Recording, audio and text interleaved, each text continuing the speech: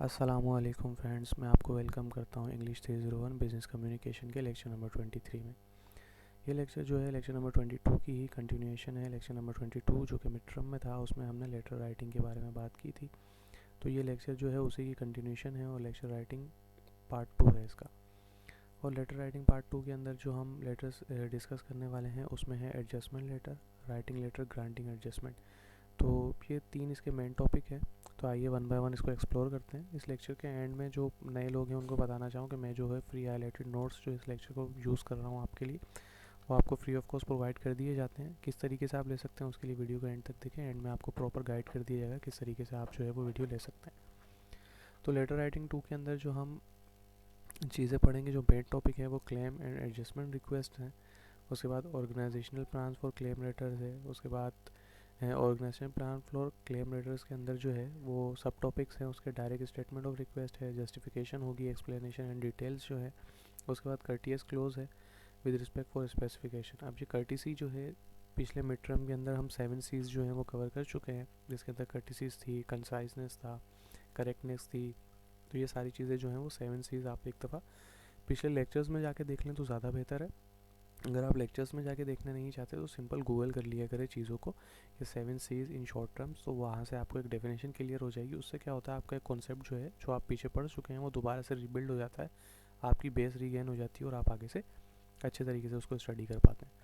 उसके बाद हम एडजस्टमेंट लेटर पढ़ेंगे, फिर राइटिंग लेटर, ग्रांटिंग एडजस्टमेंट। उसमें जो सब टॉपिक्स हैं, tell the reader that fulfil adjustment is gladly granted, express sincere application for the reader adjustment request हैं। उसके बाद stress your organisation effort to prevent further customer dissatisfaction और end the letter positively. तो ये main topics हैं। ये headings इतने detail में बताने की वजह यह है कि जब आप कुछ लोग जो हैं स्टूडेंट वो बिल्कुल एंड में आके प्रिपरेशन करते हैं, तो उसमें क्या है, ये हेडिंग्स आप याद कर लिया करें। उससे ये होता है कि जब क्वेश्चन आता है तो आपको पूरा टॉपिक जो है वो रिकॉल हो जाता है, और हेडिंग याद होने से फ़ायदा ये होता है कि आप कुछ ना कुछ एग्जाम में लिख लेते हैं। क्लेम एंड एडजस्टमेंट रिक्वेस्ट है, everything run smoothly in the operation of an organisation, no mistake, no problem, no defect and no misunderstanding. यानी कि एक जो आप अगर एक बिज़नेस कर रहे हैं या जो लोग बिज़नेस ऑर्गेनाइजेशन में होते हैं और ऑर्गेनाइजेशन का बहुत साउंड फ्रेम में होता है और उसकी आइडियोलॉजी बहुत अच्छी होती है और अच्छे वैल्यूज़ के ऊपर एक ऑर्गेनाइजेशन काम कर रही होती है, तो उसका जो बिज़नेस ऑपरेशन जो है वो जनरली जो है वो बहुत स्मूथली चल रहा होता है। कोई गलतियाँ उनके लोग नहीं कर रहे होते, प्रॉब्लम्स नहीं आ रही होती, डिफेक्ट भी नहीं होता और कोई मिसअंडरस्टैंडिंग भी नहीं होती। ये बहुत ही आइडियल सिचुएशन होती है जिसको अचीव करना बहुत ही मुश्किल होता है। लेकिन there are many organisation, most of them are multinational, जिनका इतना अच्छा फ्रेमवर्क होता है वो इस तरीके से काम कर रही होती हैं। इन recent years, both buyers and sellers are more aware of problem caused by business errors. When a product or service does not meet customer expectation, the customer are disappointed and usually file a complaint. अब recent years के अंदर क्या हुआ है, आपने देखा होगा कि ऑनलाइन सेलिंग, अगर आप भी ऑनलाइन बाइंग एंड सेलिंग करते हैं तो अब पहले क्या होता था कि आप ऑनलाइन चीज़ें मंगवा लेते थे तो आपको एक परेशानी होती थी कि ऑनलाइन अगर कोई आइटम मैं मंगवा लूँगा तो इसको मैं रिटर्न किस तरीके से करूँगा, मैं रिटर्न नहीं कर पाऊँगा। तो उसमें क्या होगा कि हल्के हल्के फैसिलिटेट करना शुरू किया बायर्स ने। क्या किया कि भाई आप कैश ऑन डिलीवरी कर लें।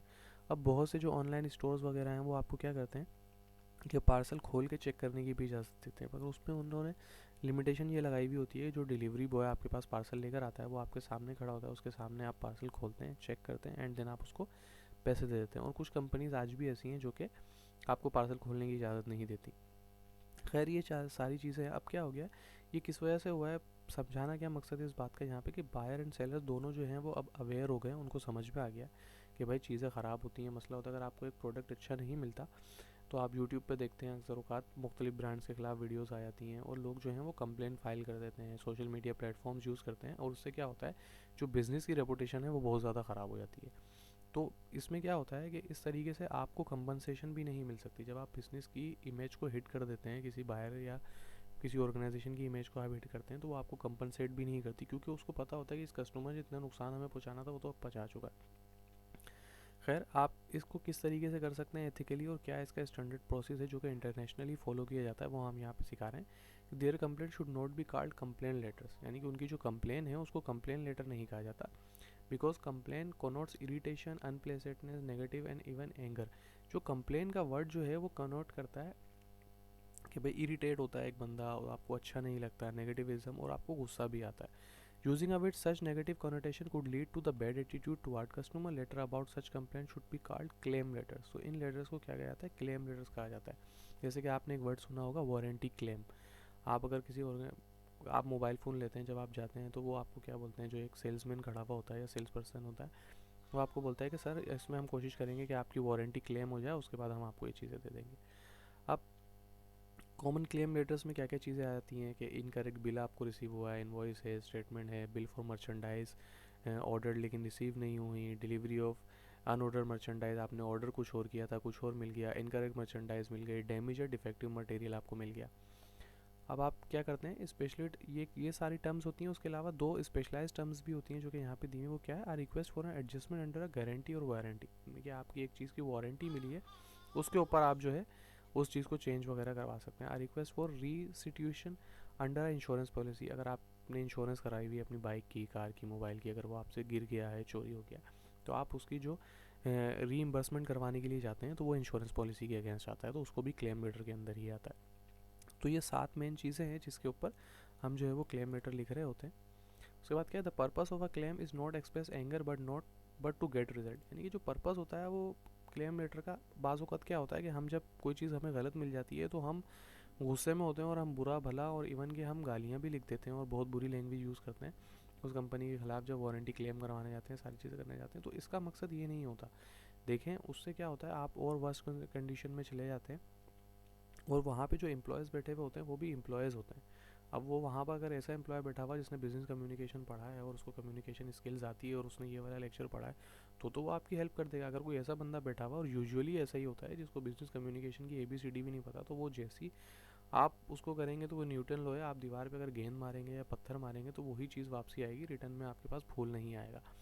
तो मेन मकसद जो होता है वो रिज़ल्ट हासिल करना होता है कि अगर आपको एक चीज़ ख़राब मिल गई, आप वारंटी क्लेम कराएं, अपना डिज़ायर रिज़ल्ट लें और वापसी आ जाए. ये मेन मकसद होना चाहिए. थोड़ी सी परेशानी होती है, मुश्किलात होती हैं, लेकिन आपने उसको पोलाइटली हैंडल करना है. यही फ़र्क होता है एक पढ़े लिखे इंसान में और एक बगैर पढ़े लिखे इंसान में.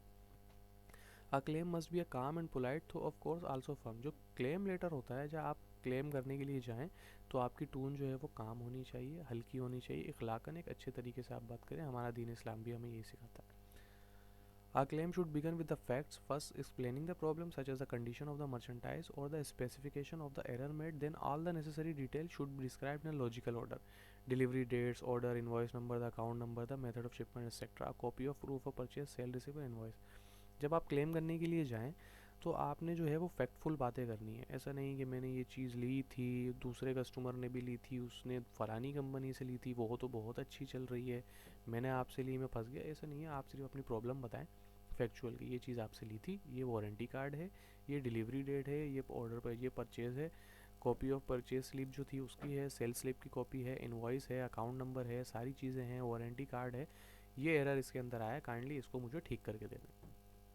लेकिन मोस्ट केसेस में होता है क्या है कि फर्स्ट लेटर के अंदर क्या करते हैं कि आप जो है वो fair adjustment will be made and follow the plan for direct request, begin with a straightforward statement of the problem and given a complete specific explanation of the detail. अब क्या होता है, मोस्ट केसेस में क्या होता है कि आपको बहुत ज़्यादा लेटर्स लिखने पड़ते हैं. आप पहले अपनी बात समझा नहीं पाते, फिर उनकी तरफ से क्यूरी आती है, सर ये प्रॉब्लम तो है नहीं, ये दूसरी प्रॉब्लम थी. या बाज़ क्या होता है, अगर आप वारंटी क्लेम करवाने जाते हैं तो जो बंदा बैठा होता है उसको आप बताते हैं कि भाई मोबाइल का जो है वो एयरपीस नहीं चल रहा. अब वो क्या समझता है कि यार इसका शायद एयरफोन नहीं चल रहा, और वो प्रॉब्लम इंटर कर देता है, और 10 दिन वेट करने के बाद जब वो चीज़ ठीक होकर आती है आपको पता चलता है यार जो प्रॉब्लम थी वो तो ठीक ही नहीं हुई. तो आप क्या करें, कोशिश करें कि रिटर्न कंप्लेन दें और उसकी फ़ोटोकॉपी लेके जाएं और उस पर आप जो है वो साइन ले लें, एक रिसीविंग ले लें कि भाई ये मैंने प्रॉब्लम बताई थी, 10 दिन के बाद ठीक नहीं हो, तो आप उसको दिखा सकें कि प्रूफ में मैंने रिटर्न में आपको ये कंप्लेन दी थी और आप क्या दे रहे हैं. Politely request for the specific action in your closing and suggest the business relationship will continue if problem is solved satisfactory. तो उसमें क्या है कि आपने एक लेटर लिखना है, उसमें आपने पोलाइटली रिक्वेस्ट करनी है कि ये मेरा प्रॉब्लम आ रहा है कि मोबाइल का एयरपीस जो है वो काम नहीं कर रहा, काइंडली इसको फिक्स कर दें, ये वारंटी टर्म्स के अंदर है और आपकी वारंटी कार्ड जो है वो इसके साथ अटैच है, स्लिप भी अटैच है, प्रूफ ऑफ परचेज भी है, इनवॉइस भी है, सारी चीज़ें हैं.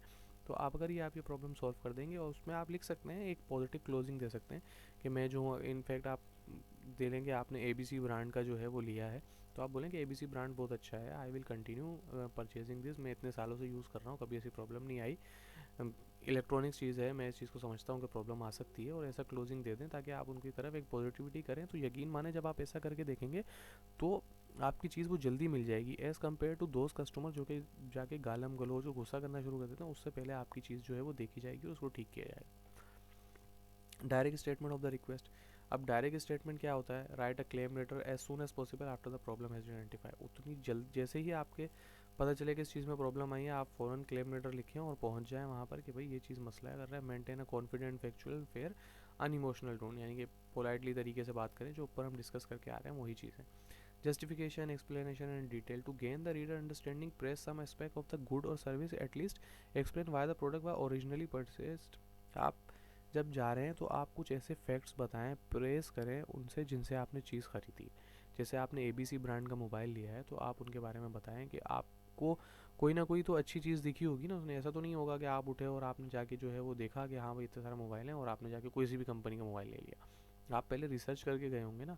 कोई भी चीज़ लेने जाते हैं तो हम पहले रिसर्च करते हैं, हाँ यार इस कंपनी की अच्छी है, इसके फीचर्स अच्छे हैं, इसकी ये सारी चीज़ें अच्छी हैं।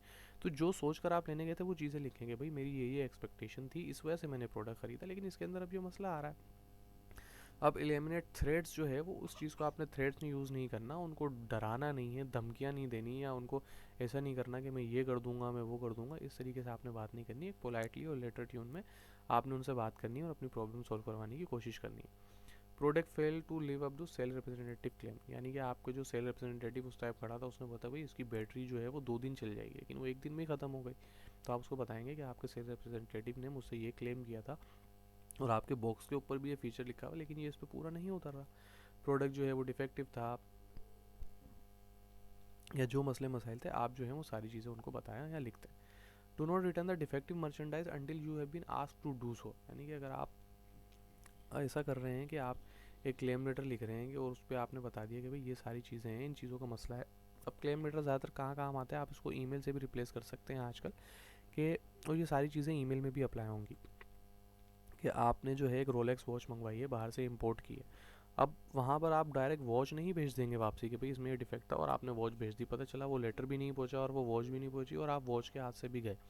तो आपने क्या करना है, पहले सिर्फ लेटर भेजना है या ईमेल भेजनी है, उसके बाद अगर वो आपसे मांगेंगे डिफेक्टिव मर्चेंडाइज हमें वापसी करें तो आपने वापसी करना है। वरना ज़्यादातर केसेस में क्या होता है कि वो कंप्लेन, अगर एक नया मॉडल लॉन्च हुआ है और वो कंप्लेन ज़्यादातर कस्टमर्स के पास आ रही होती है, तो ऑर्गेनाइजेशन या उस कंपनी का ये दिमाग बन जाता है कि हाँ भाई हमने जो चीज़ें दी हैं वो डिफेक्टिव हैं, उसमें मसला है। तो उसमें क्या होता है कि इन सारी चीज़ों को वापसी बुलाना, उनको ठीक करना, उसमें ये क्या करते हैं कि वो नई मर्चेंडाइज जो है वो लोगों को सेंड कर देते हैं। तो उसमें क्या होता है कि आपके पास एक डिफेक्टिव मर्चेंडाइज आती है, वो क्या आप लोकल स्टोर से भी ठीक करवा सकते हैं, उसके बाद अब एक नई मर्चेंडाइज भी आ सकती है। ये बहुत सी अच्छी कंपनियां जो मल्टीनेशनल होती हैं वो अपने कस्टमर को लूज़ करती नहीं है और वो उनको एक नई चीज़ प्रोवाइड कर देती है।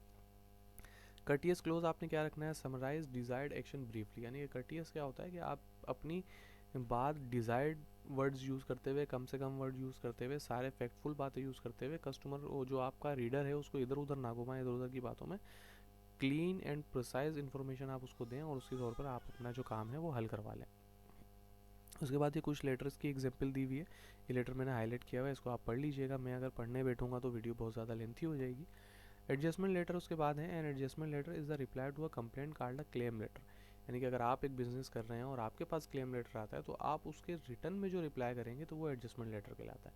In general the best attitude to give the customer to the benefit of the doubt, most person are the honest in their claim and it is usually better to make the desired adjustment than to risk a losing customer।